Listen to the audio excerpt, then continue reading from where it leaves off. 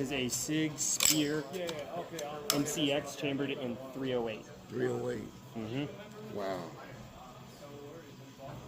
So it's got Sig's ambidextrous controls, so that means on this side you have a magazine release and a bolt catch. Okay. Safety's fully ambi. If you flip it around to the other side, you have your magazine release here, pretty typical, but then you have this lever right here. What's a little bit different than some of the other ambi controls Sig was doing is that it was a release, but you couldn't lock it. Okay. With this one, you can lock it from either side, locking the bolt open, and it also has this non-reciprocating charging handle right here. So if you send the bolt home, you can charge the gun from that side or the rear charging handle. Oh wow, that's cool. And this is a piston-driven system with an adjustable gas system up front.